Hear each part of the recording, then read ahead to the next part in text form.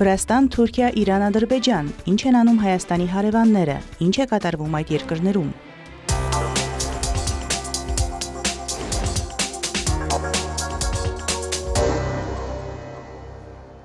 Վրաստանն ավելի քան 3 տասնամյակ անկախ պետություն է և գտնվում է մի տարածաշրջանում, որտեղ կարևորվում է նախ և առաջ բազմակողմ համագործակցությունը։ Երևանյան երկխոսություն 2025 համաժողովի շրջանակում հայտարարել է Վրաստանի արտաքին գործերի նախարարի առաջին տեղակալ Լաշա Դարսալյան։ Եթե որևէ մեկը ձգտում է շահել մյուսների հաշվին, ապա միանշանակ դատապարտված է ձախողման։ Մենք ցանկանում ենք առաջ տանել այնպիսի օրակարգ, որի կյանքի կոչման պարագայում կշահեն բոլորը։ Մենք փորձելու ենք գտնել այնպիսի ուղիներ, որ յուրաքանչյուրը շահի տարածաշրջանային համագործակցությունից։ Դա անկասկած հիմնված կլինի միջազգայինորեն ընդունված օրենքների վրա։ Դարսալյայի խոսքով աշխարհն այսօր ապրում է տուրբուլենտ ժամանակաշրջանում, ինչն ազդում է ողջ միջազգային հանրության վրա, սակայն հատկապես փոքր երկրներն այդ հանգամանքը զգում են ավելի անմիջականորեն։ Նրա խոսքով այդ պատճառով էլ փոքր պետությունները կարևորում են բազմաբևեռությունը։ Վրաստանի խորհրդարանի նախագահ Շալվա Պապուաշվիլին ամոթալի է որակել Ֆրանսիայի նախագահ Էմանուել Մակրոնի, Գերմանիայի կանցլեր Ֆրիդրիխ Մերցի և Լեհաստանի վարչապետ Դոնալդ Տուսկի համատեղ հայտարարությունը Վրաստանի անկախության օրվա կապակցությամբ։ Նրա խոսքով դա հարձակում է վրաց ժողովրդի և Վրաստանի պետության վրա։ Ավելի վաղ եվրոպական 3 երկրների առաջնորդները քննադատել էին Վրաստանի կառավարության գործողությունները, որոնք ըստ նրանց խարխլել են երկրի ժողովրդավարական ինստիտուտները։ Վրաստանի անկախության օրվա կապակցությամբ հրապարակված համատեղ հայտարարության մեջ Մերցը, Մակրոնը և Տուսկը համերաշխություն էին հայտնել վրաց ժողովրդին և վերահաստատել էին իրենց անսասան աջակցությունը Վրաստանի ինքնիշխանությանն ու տարածքային ամբողջականությանը և եվրոպական ձգտումներին։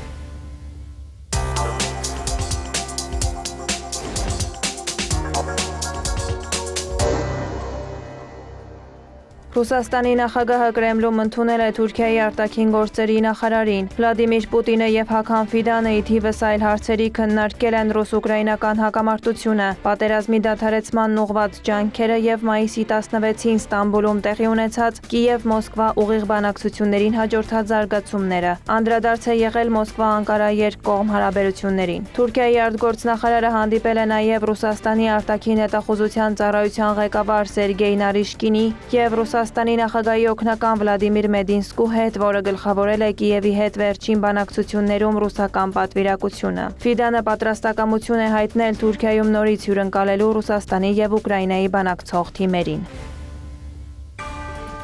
Թուրքիայի արտգործնախարարին ընդունել է նաև Ռուսաստանի արտգործնախարարը։ Սերգեյ Լավրովի հետ հանդիպմանը Հական Ֆիդանը նշել է, որ Անկարան և Մոսկվան ողջունում են Հարավային Կովկասում խաղաղության ապահովմանն ուղղված Ադրբեջանի ջանքերը։ Իրանը Հարավային Կովկասում մեր ընդհանուր տարածաշրջանում ազդում է երկու երկրների վրա։ Անկարան և Մոսկվան աջակցություն են հայտնում Հարավային Կովկասի տարածաշրջանում խաղաղ գործընթացին։ Մենք նաև ողջունում ենք Ադրբեջանի կարևոր քայլերը ուղղված տարածաշրջանում խաղաղության ապահովմանը։ Ֆիդանը նշել է, որ Թուրքիա-Ռուսաստան հարաբերություններն ավելի քան երբևէ կարևոր դեր ունեն տարածաշրջանում կայունության և անվտանգության ապահովման գործում։ Մենք ջանքեր ենք գործադրում Ռուսաստանից բնական գազի մատակարարումը շարունակելու և Աքքույու ատոմակայանը հնարավորինս շուտ շահագործելու համար։ Ցանկանում ենք խորացնել երկկողմ հարաբերություններն այնպես, որ դրանք չկրեն աշխարհաքաղաքական մարտահրավերների ազդեցությունը։ Ֆիդանի խոսքով Մոսկվայում կայացած հանդիպումներում կարևոր տեղ է զբաղեցրել Ռուսաստանի և Ուկրաինայի միջև հակամարտության քննարկումը։ Թուրքիայի արտգործնախարարը հույս է հայտնել, որ առաջիկայում բանակցությունները կբերեն արագ հրադադարի,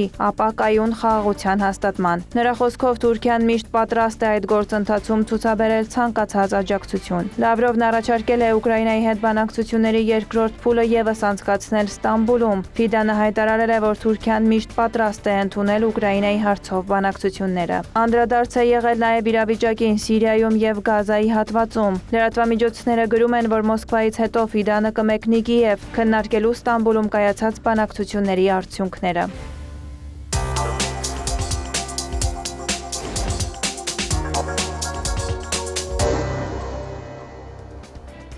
Իրանն աջակցել է Հայաստանի եւ Ադրբեջանի միջև խաղաղության համաձայնագրին, որքան շուտ այն ստորագրվի, այնքան լավ ողջ տարածաշրջանի համար։ Նման հայտարարությամբ է հանդես եկել Իրանի փոխարտգործնախարար Սաիդ Խաթիբզադեն Երևանյան երկխոսություն համաժողովի շրջանակում։ Նա վերահաստատել է տարածաշրջանի աշխարհագրական ռազմավարական լանդշաֆտի որևէ փոփոխություն Թեհրանի համար ընդունելի չէ։ Մենք աջակցում ենք այն ամենին, ինչի մասին Հայաստանն ու Ադրբեջանը պայմանավորվում են միջազգային իրավունքին եւ Հայաստանի ինքնիշխանությանը եւ իրավազորությանը համապատասխան։ Այդ իսկ պատճառով ինչ շատ է դուր գալիս խաղաղության խաչմերուկ նախաձեռնությունը։ Խաթիբզադեն նշել է, Իրանի համար Հայաստանը շատ կարևոր է, այդ թվում որպես ԵԱՏՄ անդամ միակ երկիր, որն Իրանի հետ ունի ընդհանուր սահման։ Երևանյան երկխոսության շրջանակում լրագրողների հետ ճեպազրույցում Իրանի փոխարտգործնախարարը տեղեկացրել է, որ նախապատրաստվում է Իրանի նախագահ Մասուդ Փեզեշքյանի այցը Հայաստան։ Հուսով եմ, որ որոշ խոչընդոտներ հարթելուց հետո, հատկապես Հայաստանի եւ Ադրբեջանի միջև խաղաղության պայմանագրի ստորագրումից հետո, մենք բազմաթիվ նախագծեր եւ ծրագրեր կիրականացնենք,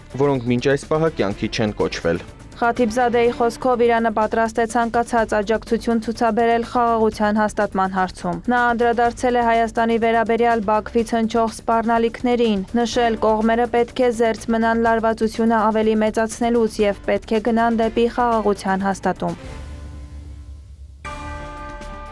Պակիստանի վարչապետ Շահբազ Շարիֆը Թեհրանում հանդիպել է Իրանի նախագահ Մասուդ Փեզեշքյանի հետ։ Հանդիպումից հետո կայացած մամուլի ասուլիսում Իրանի նախագահն ասել է, որ Թեհրանն ու Իսլամաբադը ընդհանուր տեսակետներ ունեն տարածաշրջանային եւ միջազգային հարցերի շուրջ։ Նրա խոսքով Իրանը առաջնահերթ ուշադրություն է դարձնում հարևանների հետ հարաբերություններին։ Փեզեշքյանը ողջունել է Պակիստանի եւ Հնդկաստանի միջև հրադադարի հաստատումը։ Նա նաեւ մուսուլմանական երկրներին կոչ է արել համակողմանի աջակցություն ցուցաբերել Պաղեստինի եւ Գազայի ժողովրդին։ Պակիստանի վարչապետն էլ ընդգծել է, Իրանին համարում է տարածաշրջանային կարևոր գործընկեր։ Նա Թեհրանին շնորհակալություն է հայտնել Պակիստանի եւ Հնդկաստանի միջև միջնորդության, ինչպես նաեւ պաղեստինցի ժողովրդին աջակցելու համար։ Շարիֆի խոսքով Պակիստանը մտադիր է Իրանի հետ առևտուրը հասցնել մինչև 10 միլիարդ դոլարի եւ ստորագրել ազատ առևտրի մասին համաձայնագիր։ Շարիֆն աջակցություն է հայտնել Իրանի խաղաղ միջուկային ծրագրի քաղաքացիական նպատակներով օգտագործմանը։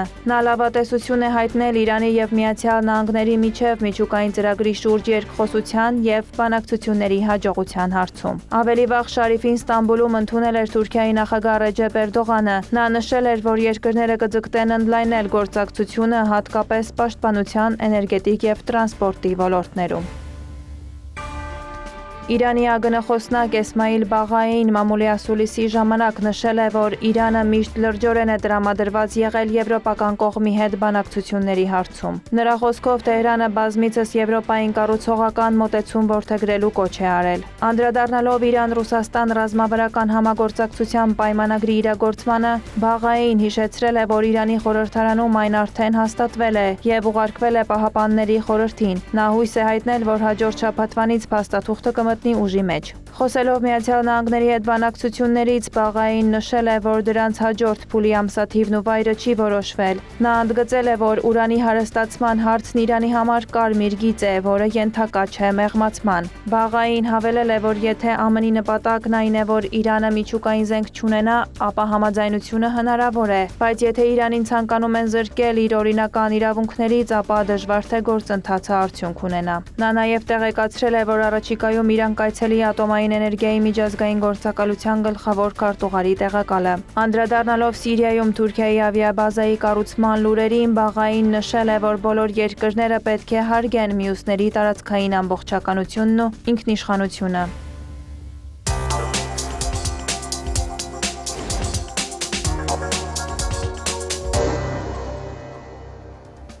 Ռուսաստանի նախագահ Վլադիմիր Պուտինը շնորհավորական ուղերձ է հղել Ադրբեջանի նախագահ Իլհամ Ալիևին Ադրբեջանի անկախության օրվա առթիվ։ Պուտինի խոսքով Ադրբեջանը վստահորեն շարժվում է սոցիալ-տնտեսական զարգացման ճանապարհով, վայելում է աճող հեղինակություն համաշխարհային ասպարեզում։ Ռուս-ադրբեջանական հարաբերությունները կրում են բարեկամական դաշնակցային բնույթ, նշել է Ռուսաստանի ղեկավարը, վստահություն հայտնել, որ կողմերը կկարողանան ապահովել երկկողմ կառուցողական համագործակցության, միջազգային գործերում գործընկերային փոխգործակցության հետագա զարգացումը։ Պուտինի խոսքով դա Ալիևին համապատասխանում է երկու ժողովուրդների շահերին, Հարավային Կովկասում եւ Կասպյան տարածաշրջանում անվտանգության եւ կայունության ամրապնդմանը։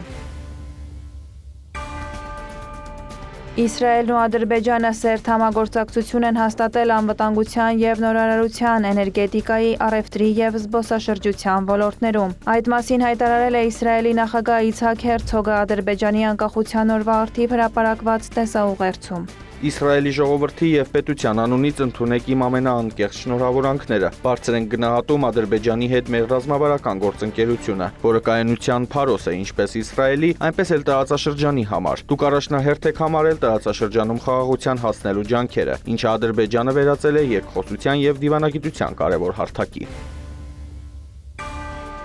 Ուկրաինան պատրաստ է Ադրբեջանի համար առանցքային էներգետիկ հանգույց դառնալ Եվրոպայում, հայտարարել է Ուկրաինայի արտգործնախարար Անդրի Սիբիհան Բաքու կատարած այցից հետո։ Նրա խոսքով Ադրբեջանը չափազանց կարևոր գործընկեր է Ուկրաինայի կայուն զարգացման ամրապնդման համար, առաջին հերթին էներգետիկ ոլորտում, ինչպես նաև արդար և կայուն խաղաղության հասնելու համար։ Սիբիհան նշել է, որ Ադրբեջանը ռազմավարական գործընկեր է և ճիշտ ժամանակն է այդ գործընկերությանը նոր թափ հաղորդելու համար։ Նա շնորհակալություն է հայտնել Իլհամ Ալիևին Ուկրաինայի տարածքային ամբողջականությանն ու ինքնիշխանությանը աջակցելու, ինչպես նաև ցուցաբերված մարդասիրական և էներգետիկ օգնության համար։ Ուկրաինայի գլխավոր դիվանագետը նշել է, որ ինչպես Եվրամիությունն, այնպես էլ Կիևը Ադրբեջանին դիտարկում է որպես Եվրոպայի էներգետիկ անվտանգության համար առանցքային երկիր և պատրաստ է իր ներդրումն ունենալ գազի տարանցման հնարավորությունների և գազային պահեստարանների շնորհիվ։ Ավելի վաղ Սիբիհան այցելել էր Ադրբեջան, նրան ընդունել էին Ադրբեջանի նախագահ Իլհամ Ալիևը և արտգործնախարար Ջեյհուն Բայրամովը։ Պակիստանի վարչապետ Շահբազ Շարիֆը ժամանել է Ադրբեջան։ Լաչինի միջազգային օդանավակայանում նրան դիմավորել է Ադրբեջանի արտգործնախարար Ջեյհուն Բայրամովը։ Լրատվամիջոցները գրում են, որ Ադրբեջան կժամանի նաև Թուրքիայի նախագահ Ռեջեփ Էրդողանը, մասնակցելու մայիսի 28-ին կայանալիք Ադրբեջան-Թուրքիա-Պակիստան եռակողմ գագաթնաժողովին և Լաչինի օդանավակայանի բացմանը։ Գագաթնաժողովը նվիրված կլինի տարածաշրջանային համագործակցությանը, տնտեսական կապերին և ընդհանուր մարտահրավերներին։ Երկրների ղեկավարները կքննարկեն նաև ապագա համագործակցությունը։ Վարդուհի Հարությունյան, հարևաններ։